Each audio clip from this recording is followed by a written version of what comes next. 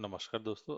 आज हम MS word की 7th क्लास के बारे में बात करेंगे, जिसमें है कि इंसर्ट टैब और इंसर्ट टैब में पेज सेक्शन के बारे में हम जानेंगे। मैं इसको ओपन करता हूँ। ठीक है। सबसे पहला है हमारा पेज सेक्शन। ये जो सेक्शन दिख रहा है, जब आप एमएस वर्ड में जाएंगे तो आपको पेज के अंदर ये आपको तीन ऑप्शंस देखने को मिलेंगे। पहला कवर पेज, ब्लैंक पेज और ब्रेक पेज। हम पेजेस के बारे में बात करते हैं। ठीक है। पहले पेजेस में हमारा सबसे पहला पॉइंट है कवर पेज। हम कवर पेज पे जाएंगे, बात करते हैं उसके बारे में। कवर पेज होता क्या चीज है? कवर पेज डॉक्यूमेंट का पहला पेज होता है जो पूरे डॉक्यूमेंट का परिचय देता है। इसे आप किताब, रिपोर्ट, प्रोजेक्ट या असाइनमेंट का मुख्य पृष्ठ भी कह सकते हैं। इसमें आमतौर पर डॉक्यूमेंट का शीर्षक, लेखक का नाम, तारीख, विषय और अन्य जरूरी जानकारियां शामिल होती हैं। ठीक है। इसको हम कैसे यूज करते हैं ये देखते हैं। ठीक है।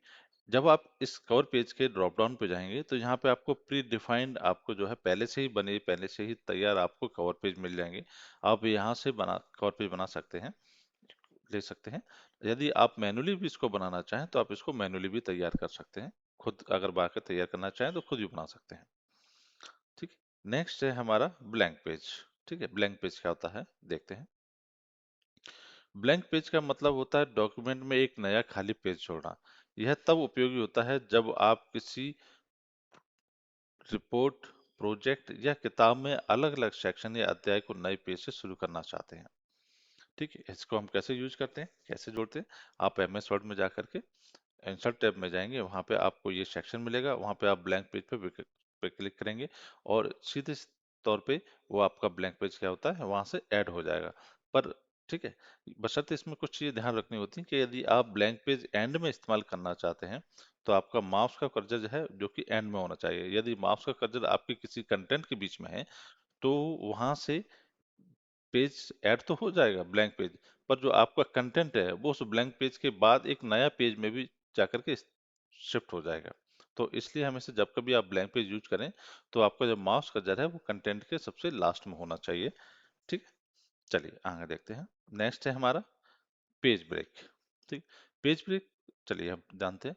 पेज ब्रेक का मतलब होता है डॉक्यूमेंट में एक नया पेज शुरू करना बिना नया ब्लैंक पेज डाले। यानी कि आप यहाँ पे भी ब्रेक पेज लगाते हैं, वहां से आपके पेज का जो कंटेंट है वो नेक्स्ट पेज पे आपका चला जाता है।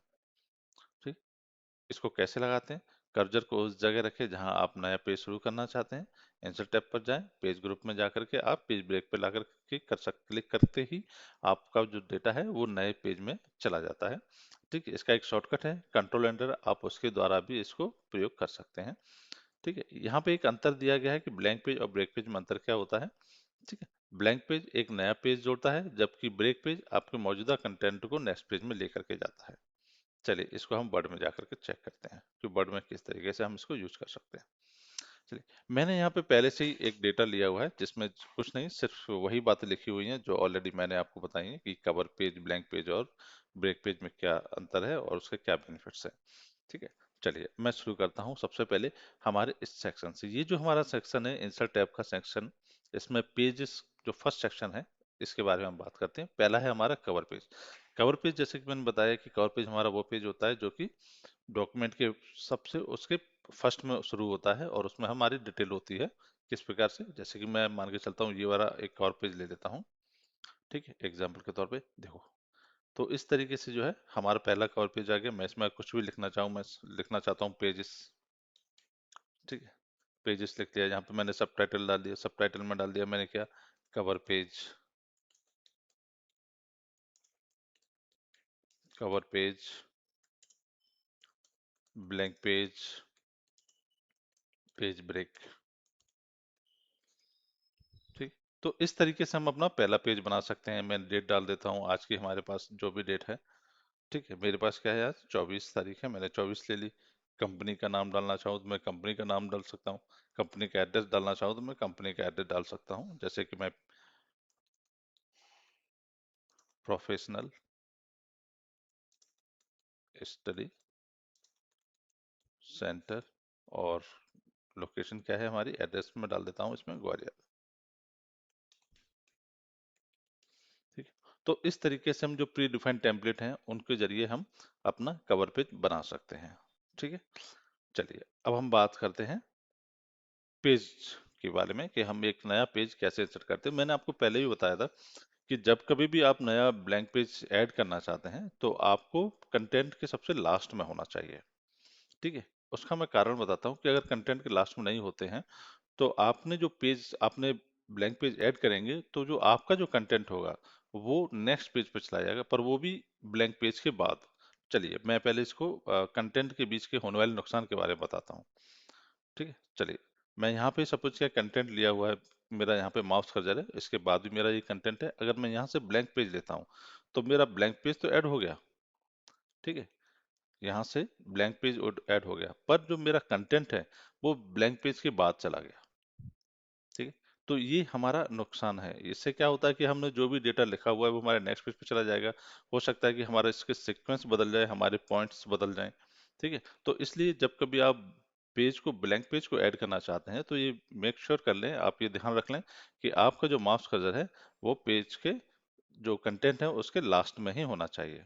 ठीक है, चलिए मैं इसको वापस लेके जाता हूँ। ठीक है, चलिए मैं इसको लेकर के आया। अब इसके बाद कोई भी हमारे पास पेज नहीं है। अगर मैं कोई भी पेज ऐड करना चाहता हूँ तो मेरा पेज कहाँ ऐड कर्सर होना चाहिए? कंटेंट के सबसे लास्ट में। मैं ब्लैंक पेज पे जाऊंगा। अब यहाँ से मेरा नया पेज हो ऐड हो गया।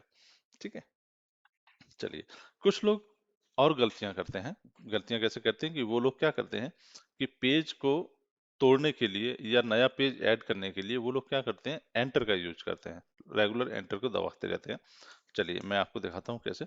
मैंने सपोज किया कि मुझे नया पेज ऐड करना है, तो कुछ लोग जो बच्चों जिनके पास जानकारी नहीं है कि ब्लैंक पेज को ऐड करने के फायदे और क्या हैं और एंटर करके पेज ऐड करने के नुकसान क्या हैं। मैं सपोज करता हूँ, मैं एंटर मारते हुए चलता हूँ। ठीक है, ये एंटर किया, मेरा नया पेज तो आ गया और मैं यहाँ पे कुछ भी लिखना चाहूँ तो मैं लिख सकता हूँ। ठीक है, मैं लिख देता हूँ न्यू पेज। ठीक है, बट अब इसका नुकसान क्या होगा मैं आपको दिखाता हूँ। हम होम पे जाते हैं, हमारे पास ये होता है जिसको हम शो एंड हाइड बोलते हैं। इसका काम क्या होता है, ये आपको बताता है कि आपके पेज में या आपके फाइल में कितने स्पेस और एंटर्स यूज किए हैं, कितने पैराग्राफ्स यूज किए हैं।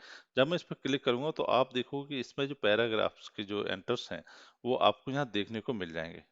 ठीक है, स्पेस भी मिल जाएगा देखने के लिए कहाँ का स्पेस यूज किया गया है। ठीक है, और आपको देखने को मिल जाएगा कि कितने पैराग्राफ यूज किए हैं। अगर सपोज किया मुझे यहाँ पे कोई नया पॉइंट ऐड करना है, ठीक है, एंटर किया और मुझे यहाँ पे नया पॉइंट डालना है और मुझे उसमें कुछ लिखना है। मैं लिखता हूँ my name is Gajendra Singh. ठीक है,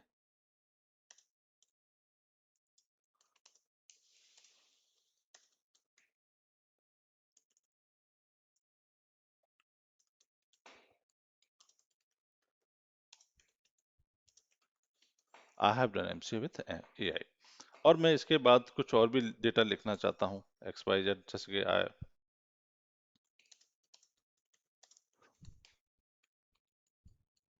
ठीक है कि मैं ग्वालियर से हूँ। अब मैं देखिए मैंने इस एंटर के बाद जहाँ से हमने एंटर करते करते पेज को नीचे ले गए हैं, तो उसके बाद से यहाँ पे हमने दो और पैराग्राफ या दो लाइन ऐड किए हैं। तो जब मैं इसमें नीचे जाऊंगा तो आप देखोगे मेरा जो न्यू पेज जो यहाँ पे था वो दो पैराग्राफ या दो एंटर के बाद नीचे खिसक चुका है। अब मैं इसमें कुछ भी एंटर मारता जाता हूँ तो देखोगे आप ये नीचे खिसकता चला जाएगा। तो ये सबसे बड़ा नुकसान होता है जो कि हम इससे हमारी फॉर्मेटिंग भी हिल जाती है, हमारे जो कंटेंट है वो आगे पीछे भी हो सकते हैं।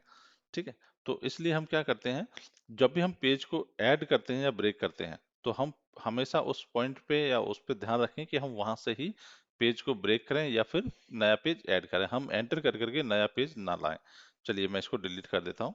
ठीक है, अब इसको थोड़ा समझते हैं। मैं इस जो मेरा न्यू पेज लिखा हुआ है इसको न्यू पेज में लिखने देता हूँ और साथ ही साथ में इसको जो है वो कर देता हूँ, डिलीट कर देता हूँ और शो एंड हाइड से मैं इसको हटा देता हूँ। ठीक है, अब मैं अगर यहाँ से इससे अगर मैं यहाँ पे जा करके इंसर्ट में अब मैं पेज ब्रेक करता हूँ। ठीक है, अगर मैंने पेज ब्रेक किया तो देखो ये एक नया पेज पे आ गया। ठीक है, जो मेरा डेटा है वो न्यू पेज पे शो करने लगा और ये यहाँ पे मेरा पेज है जो कि पुराना वाला है। अब मैं यहाँ पे फिर से आपको हाइड एंड शो करके दिखाना चाहता हूँ तो आप देखोगे सिर्फ यहाँ पे आपको क्या दिख रहा है, पेज ब्रेक क्या बता रहा है आपको वर्ड कि यहाँ से आपका पेज ब्रेक हो चुका है और यहाँ से आपका न्यू पेज शुरू हो गया है। अगर मैं यहाँ पे कुछ लिखना भी चाहता हूँ, सपोज किया मैंने लिख देता हूँ my name is Gajendra Singh,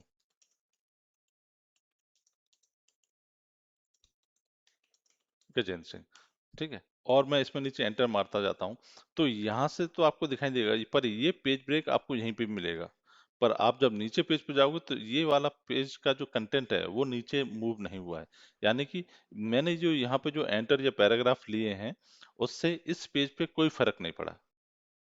ठीक है, तो यही है, पर इसका भी ये ध्यान रखना होता है कि ऐसा नहीं कि हम मल्टीपल एंटर्स मारते जा रहे हैं, करते जा रहे हैं, तो उससे इस पे कोई फर्क नहीं पड़ेगा, इस पे फर्क पड़ेगा, पर ये इसी पेज तक रहेगा तो तब तक इसको कोई फर्क नहीं पड़ेगा। जैसे ही ये इस पेज को क्रॉस करेगा उसके बाद इस पे भी इम्पैक्ट आना शुरू हो जाता है। तो ये मल्टीपल ज्यादातर जो है, हम कहीं कोई हमने कंटेंट लिखा हुआ है और सेम पेज पे हम कोई एक या दो लाइन ऐड करना चाहते हैं, हम उस केस में जो है पेज ब्रेक को यूज कर करके यहाँ पे लिख सकते हैं। ठीक है, चलिए मैं इसको रिमूव करता हूँ। ठीक, तो इस तरीके से हम पेज ब्रेक को भी कर सकते हैं और नए पेज को ऐड कर सकते हैं। ठीक, तो आज की क्लास में हमने जाना कि कवर पेज, ब्लैंक पेज और ब्रेक पेज कि किस तरीके से हम ब्रेक पेज करते हैं, उसके फायदे क्या हैं, और एंटर के द्वारा हम पेज को ब्रेक करना या फिर नए पेज को ऐड करने के नुकसान क्या हैं। ठीक है, तो आज की क्लास में इतना ही। Thank you.